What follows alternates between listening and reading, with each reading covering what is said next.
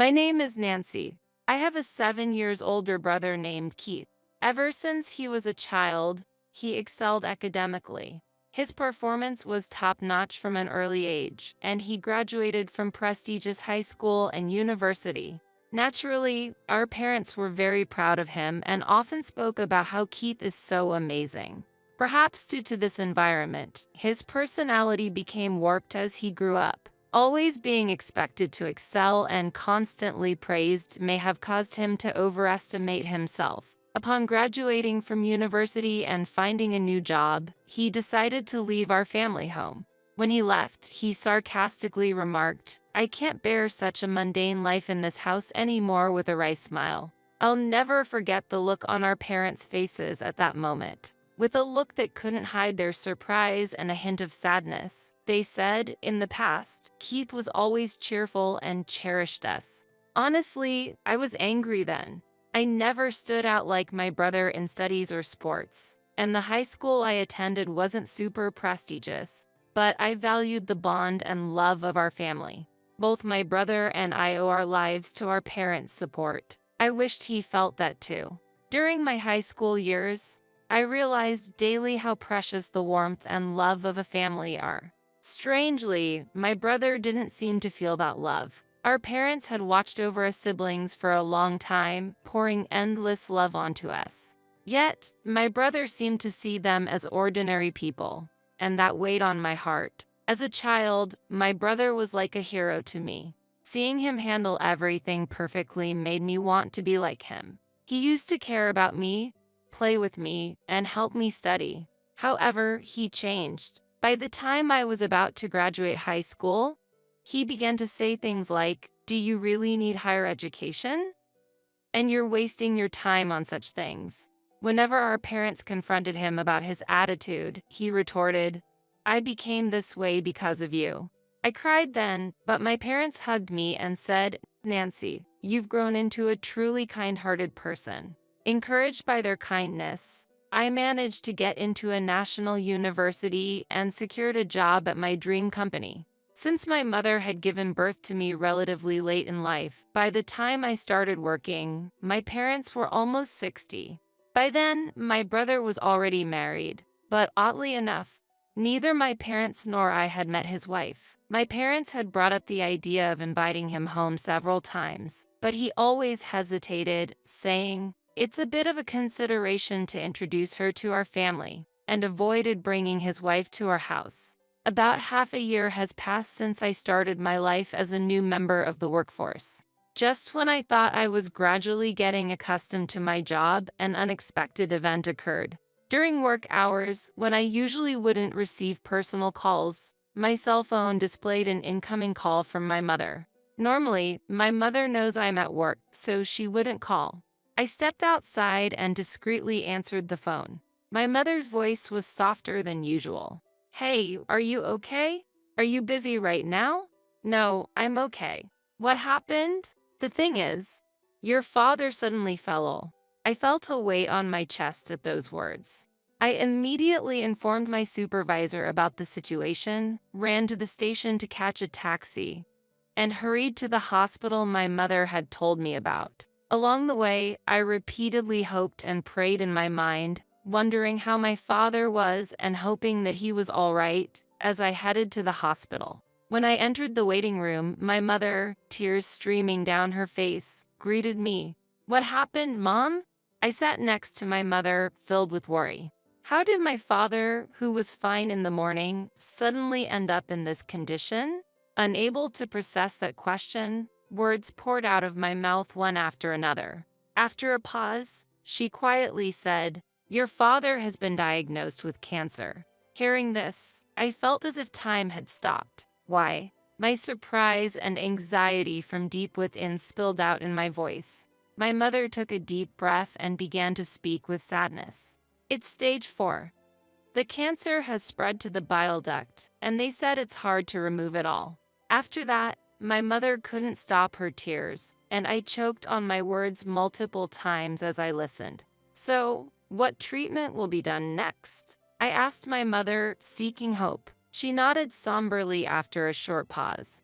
After a while, the attending physician came and explained the detailed condition and the treatment. My father's illness had progressed more than expected, and metastasis to other parts had been confirmed. Therefore, even if they operated, there was a significant risk, and they couldn't guarantee success. My mother and I held hands, trying to come to terms with this reality.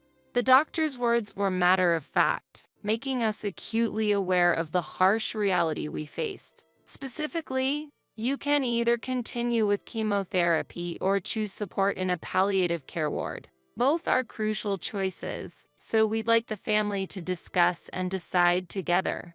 The doctor's calm words resonated in my ears. As I slowly sat down on the sofa in the corner of the waiting room, a silence spread between us. Only the ticking of the clock's second hand seemed to carve through the heavy atmosphere. Seeing tears quietly stream down my mother's face, I pondered how to approach the situation. It was a challenging time to communicate, but necessary procedures had to be followed to move forward. We should include Keith in this conversation. Let's contact him immediately and discuss making a decision together. I suggested it and picked up my smartphone. With a wry smile, my mother confided, "Actually, I've already informed Keith, but he hasn't responded." At that moment, recalling past events and my brother's nature, I had a certain premonition. When he sought help, he'd get extremely upset if he didn't respond quickly. Yet, he tended to run away from situations requiring tough decisions. However, believing that the opinions of the entire family were essential this time, I kept calling him. After more than 10 attempts, I finally heard my brother's slightly irritated voice. "What do you want? Calling me over and over? Brother, do you fully understand Dad's condition? Mom should have informed you in detail. Why haven't you come to the hospital?" My voice was imbued with both urgency and anxiety. After a brief pause, he sighed in seeming annoyance. "Of course I know, but unlike you, I'm swamped with work. Dad's still alive, isn't he? I don't think there's any need to be overly concerned." His words lacked any shred of understanding or empathy, deeply shaking me. "This isn't a joke. We don't know what could happen to Dad at any moment. Have you forgotten how much he's worked for our family? We are here today because of his support." I felt tears threatening to spill. However, without showing any emotion, my brother curtly said, "Now's not the time to be fussing over this. There's no point in discussing further." I'm hanging up and promptly ended the call. Stunned by the exchange, I was at a loss. I couldn't hide my astonishment at my brother's indifference. I knew he lacked a sense of family bond and gratitude, but I never thought he'd grown into such a detached person. When I returned to my mother, a look of concern was evident on her face. "What happened?" she inquired. I replied, "It seems he is quite busy now," avoiding the details. My mother sighed deeply, murmuring, "It would have been comforting if Keith was here." My father chose to spend his final moments in a palliative care ward, and a few months after that decision, he quietly passed away. I informed my brother of this somber news over the phone and conveyed the details of the wake and funeral. However, his response was cold, stating, "I'm busy with work, so I can't attend. Please proceed without me." True to his word, he didn't appear at our father's wake or funeral. It seemed even my mother was shocked by this fact. She probably never imagined her son wouldn't show up for his father's funeral. Both family and acquaintances expressed their surprise and disappointment at his absence.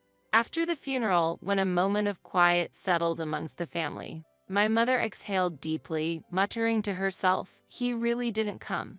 I took her hand and said firmly, "Mom, let's not worry about him anymore. We have to let him walk his path. For now, let's cherish our memories of Dad." My mother tightly squeezed my hand in response. My mother smiled and replied, "Thank you."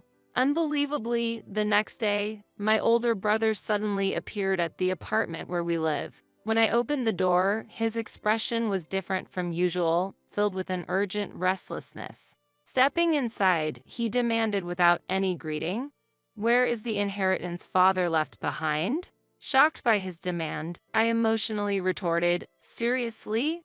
Someone who didn't even show up at the funeral, and now you're saying this? At my words, my brother, visibly irritated, snapped, "Kids should stay quiet." The atmosphere became instantly tense. But my mother stepped forward, trying to calm the situation. "Apart from this apartment, your father didn't leave much behind," she explained. "There's no way that's true."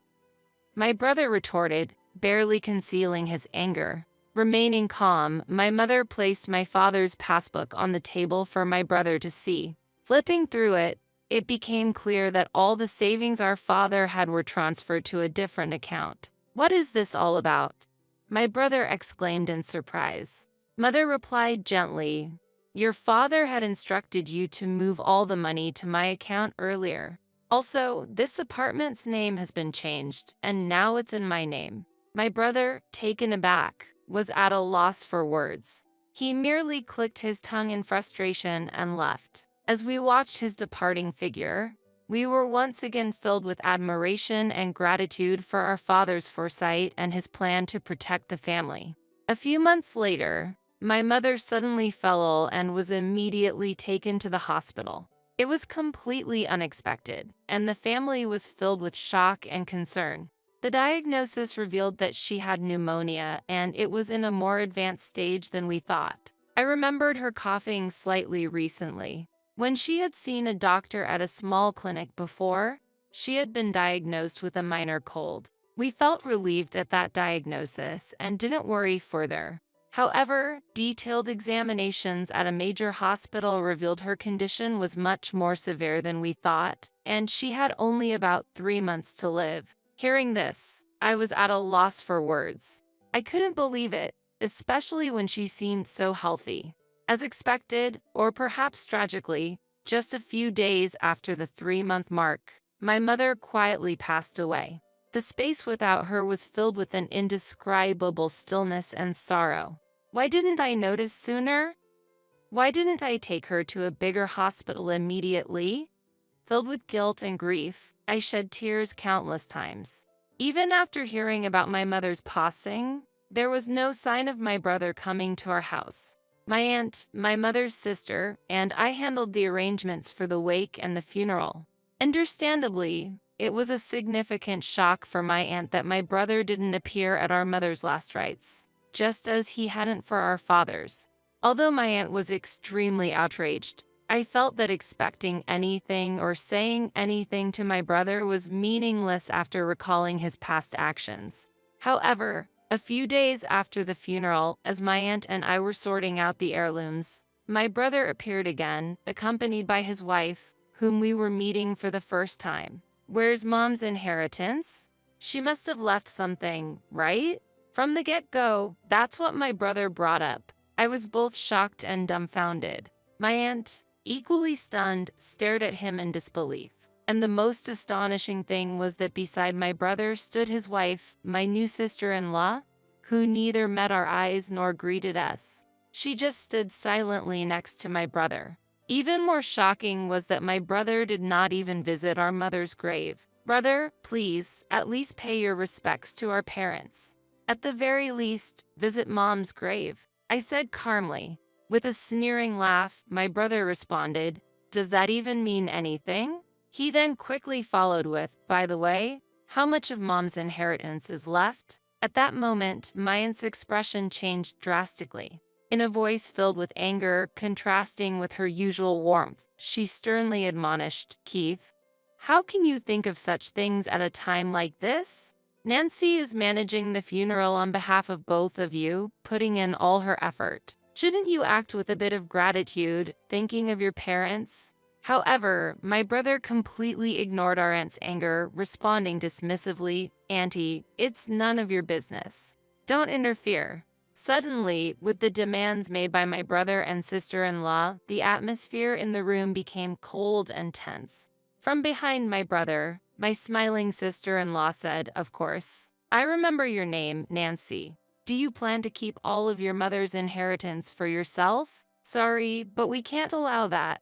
This apartment is so lovely, I think it's perfect for us." I never imagined that my brother and his wife would say such things. "Why should I have to leave for the sake of both of you?" I asked, my voice quivering. While twirling her finger, my sister-in-law continued, "This apartment has just been renovated, and its location is amazing. It's close to the station and there are plenty of shops. So, we'll be living here." I was at the peak of my anger. "Big brother, all you care about is the inheritance. What are you thinking?" I couldn't hold back and raised my voice. Turning away, my brother let out a heavy sigh. "Such vulgar behavior. Do you think raising your voice solves everything? We'll be back here in 3 days. Have everything ready to move out by then." With those words, their intentions became crystal clear. A mix of my anger and sadness bubbled up, and I couldn't stop my tears from flowing. But this wasn't just a one-time event. I had to think about what to do next. Determined, I wiped my tears. My aunt gently tapped my shoulder and handed me a letter. The delicate handwriting of my mother adorned the envelope's surface. "What's this, Auntie?" I asked, carefully opening the envelope. "Your mother entrusted this to me for a just-in-case scenario. She told me to give it to you at the right moment," my aunt said, tears forming in her eyes. I unfolded the paper inside. My mother's beautiful handwriting filled the page. "To my precious Nancy, if you are reading this letter, it means I'm no longer in this world. I'm truly sorry for our sudden parting."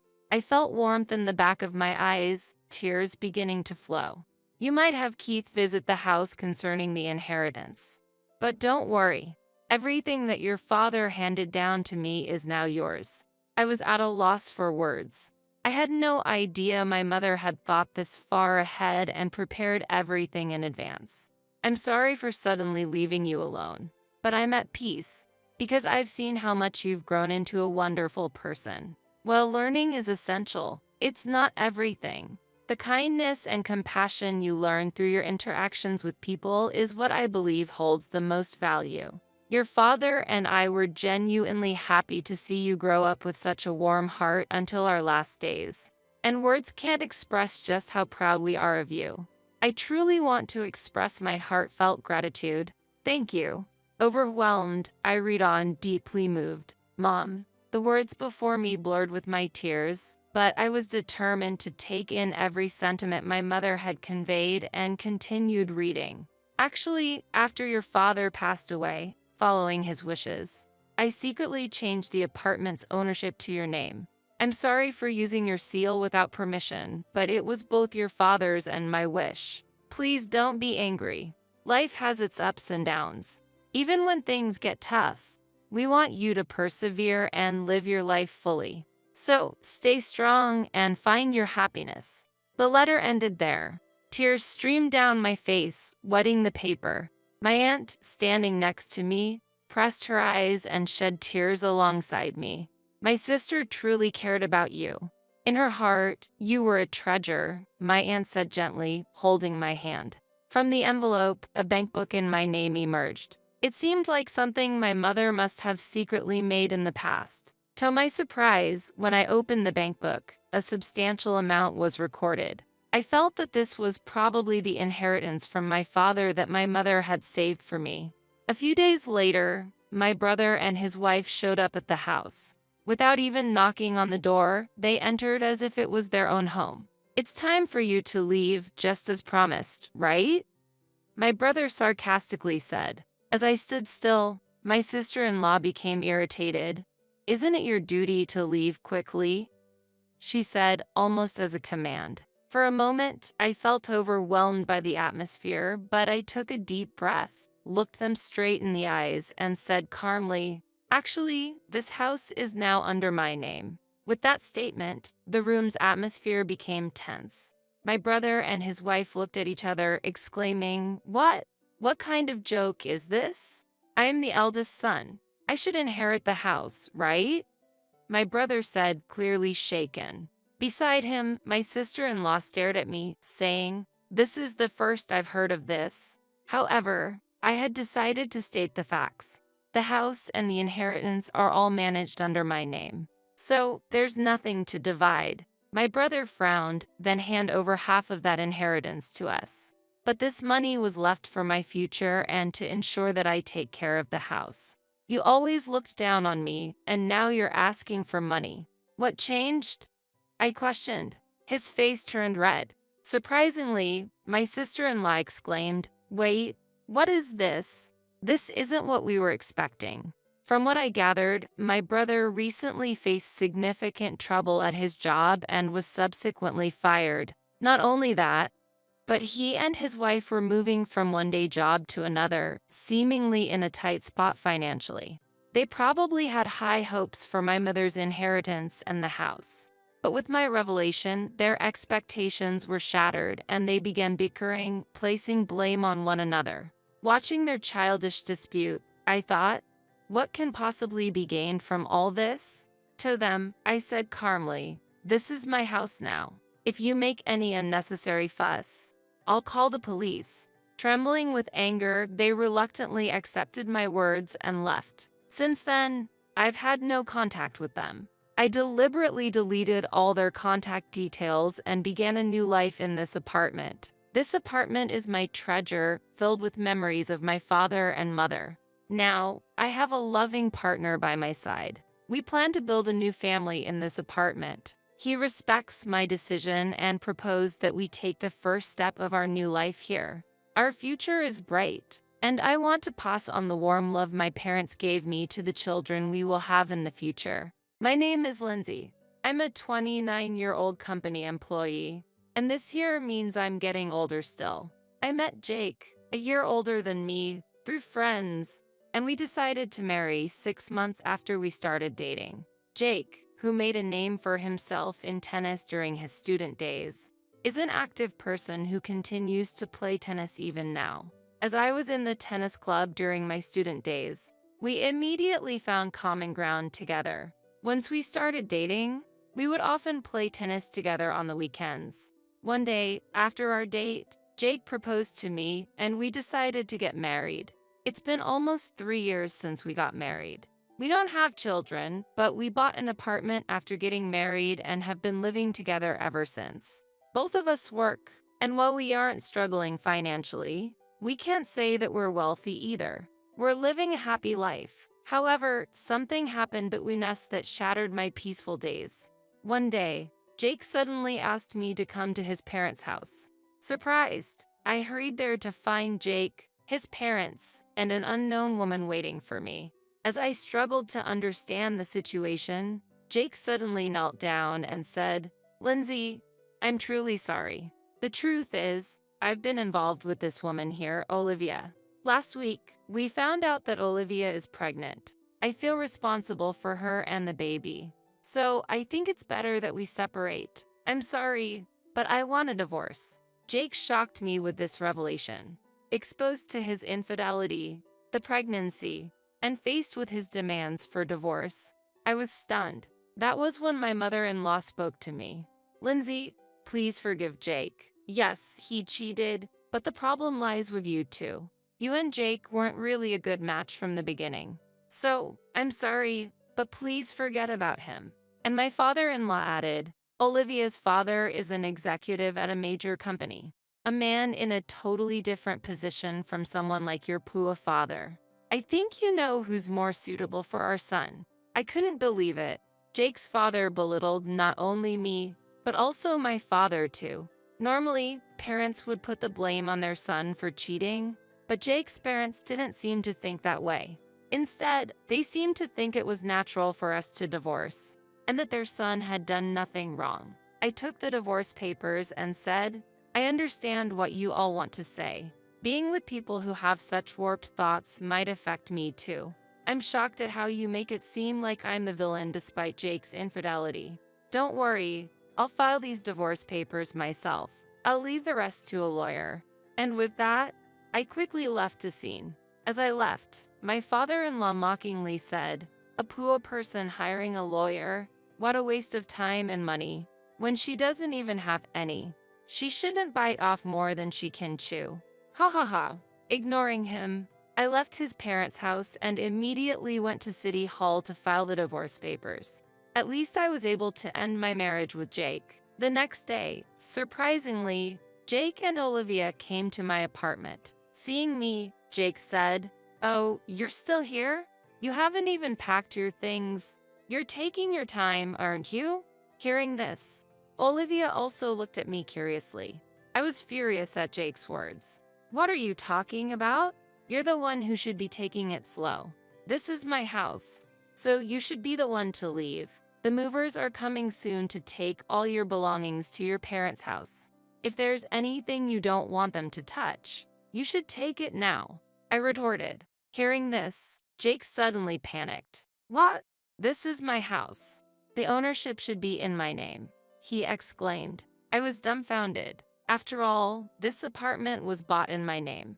I had already told Jake about this and about my family's background before we got married. But it seems that Jake is the type to conveniently forget things that don't suit him. Perhaps this carefree nature is why he was easily swayed by Olivia.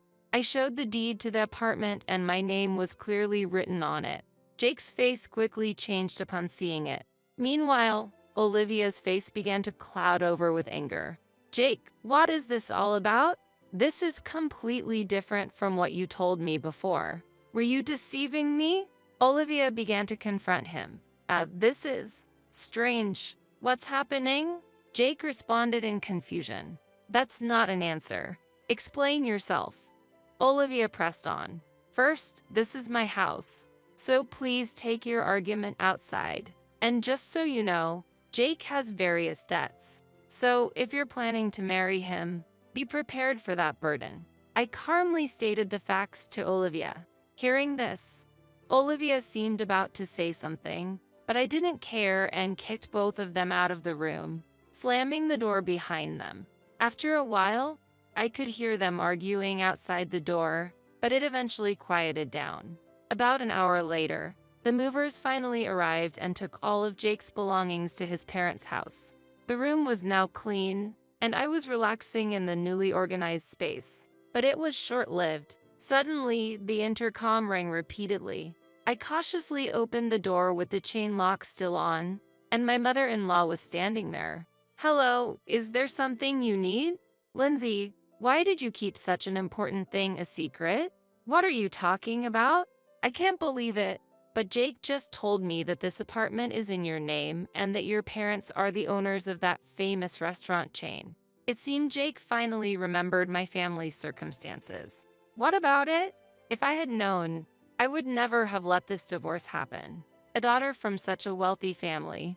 We would love to have you back in our family. Lindsay, please, reconsider and start over with Jake. I was shocked and at a loss for words at her outrageous request. I couldn't possibly agree to what she was asking. You really have a terrible way of thinking about things. Am I not a human being? Are you only interested in money? I'm sorry, but I don't want anything more to do with you. There's nothing more to talk about, so please leave, I said and attempted to close the door. But my mother-in-law, infuriated by my attitude, raised her voice in anger. Don't be so arrogant. I'm giving you my permission to reconcile your differences. Fix things with him right now. I won't leave this spot until you agree to get back together. Open this door immediately. She said this, pounding on the door repeatedly. I decided that I couldn't handle this alone and called the police. They came and took my mother-in-law away. Even as the officers were taking her, she was shouting something loudly, but I no longer cared to listen to her words. There was a reason why my in-laws were unaware of my family's business background. My father, coming from a poor background since childhood, continued to live modestly, even after becoming a company president. He never considered buying branded clothes. He always took great care of his belongings and used them for a long time. Hence, at our wedding, he wore a suit he had bought decades ago. Seeing this, my in-laws assumed that my father was not financially well off and misunderstood his restaurant chain as a small, privately owned business. As a result, they never delved deeper into my father's business. Time went by without them understanding the true circumstances of my family. Days after managing to send my mother-in-law home, Jake tried to persuade me to reconcile our differences. His persistence was incredibly exhausting. It was surprising how insistent he was, despite the fact that he was the one who proposed the divorce. He seems to have a talent for quickly forgetting inconvenient truths. I opened the door, keeping the chain lock on, and Jake, upon seeing me, began to speak with teary eyes. "Lindsay, please, let's give it another try. Everything is my fault. I'm truly sorry. I still love you. Let's be together again." He then explained a sudden turn of events.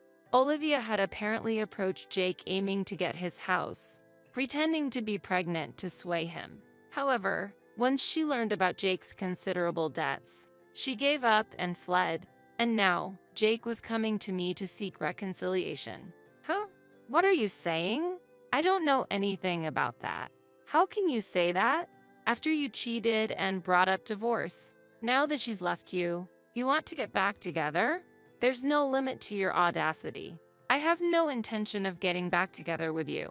Don't ever come here again. I refused Jake right there and then. Surprisingly, he quietly left. However, this was not to be their last attempt. Days later, Jake's entire family unexpectedly showed up at my workplace. They were shouting, "Bring out Lindsay. Get that woman out here. We know she's here," causing chaos in the office and leading to the security guards being called. I stood there, dumbfounded by the situation. But they wouldn't have things their way any longer. I worked at the headquarters of my father's company, and that day, my father was also in the office. All of my colleagues also supported me. "Hey, what are you doing? This is my company. Don't just barge in and make a scene. I know everything you did to demean my daughter. Don't ever come near her again, and never set foot in this company again." My usually calm father shouted furiously at my ex-in-laws. Everyone, including the employees and Jake's family, must have been surprised at the anger of my father, who usually only shows his gentle and calm side. Sorry. We're really sorry." Jake's family desperately apologized. My father's stern words had immediately quieted them down. As they were being escorted out by security, my father shouted in a strong voice, "Don't you ever come here again, and never do something like this again. I won't allow it. You understand?" Hearing this, I couldn't stop myself from crying. I felt a deep sense of gratitude that my father had gotten so angry for my sake. Later, through the company's legal advisor, I decided to seek damages from Jake's family. I sought damages for the divorce due to Jake's infidelity, for his persistent attempts at reconciliation after the divorce, and for the disturbance at my workplace. The total amount was substantial, and I eventually received payment from them. I also made them sign a written agreement promising never to come before me again. Jake's family's state of affairs rapidly declined thereafter. Chased by the money owed to me and Jake's existing debts, they ended up selling their home and moving far away.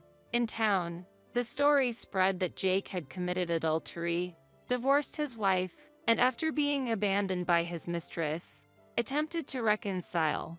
Facing such embarrassment, they could no longer stay in this town. While I felt a bit of sympathy for them, I also knew that everything was a consequence of their actions, so it was clearly deserved. Jake's family never appeared before me again. Finally, I was able to resume my peaceful days. However, my father had harsh words for me as well regarding what had happened. He blamed me for not recognizing before the marriage that Jake was a person who would commit adultery and accrue debts. Certainly, while Jake was at fault, my lack of insight was also partly to blame. Unable to argue with my father, I felt disappointed and disillusioned with marriage. I felt that I needed to give my heart a break. However, about a year later, I decided to marry my colleague, Matt. Matt was sincere and earnest in his work, trusted by everyone. I was initially attracted by his personality, but as we started dating, I was also drawn to his lifestyle. His life was surprisingly simple. He never indulged in branded items, used everyday things for a long time, but generously spent money and spoiled me on dates. His behavior was very similar to my father's. My father, who usually saves money, would splurge on family trips, bringing us joy, I deeply loved and respected my father. Realizing Matt's actions were similar to my father's, I felt that I could be happy with him in the future. Therefore, I decided to marry Matt. I was worried about being scolded by my father for remarrying within a year of my divorce, but his reaction was surprisingly positive, probably because he had heard of Matt's reputation at work and knew of his character. There was nothing bad said about Matt, and from my father's perspective as the company president, Matt seemed to be performing exceptionally well. I feel confident that Matt will take good care of you, Lindsay, my father told me happily. Matt and I were happily married. Not long after our marriage, we discovered that I was with a child. The happiest person to hear this news was undoubtedly my father. I was so glad to see my father happy. Reflecting on my time with Jake, where we didn't have children even after 3 years of marriage, it seemed like a stroke of luck. Matt and I plan to take over the company in the future. We are currently learning the basics of management from my father. Although there are many challenges, we accept that they are our responsibility as successors, and we are working hard together. We believe that we will need even more effort for the sake of our upcoming child, despite all that's happened. I am now very happy. Together with my family, we intend to firmly support this company in the future.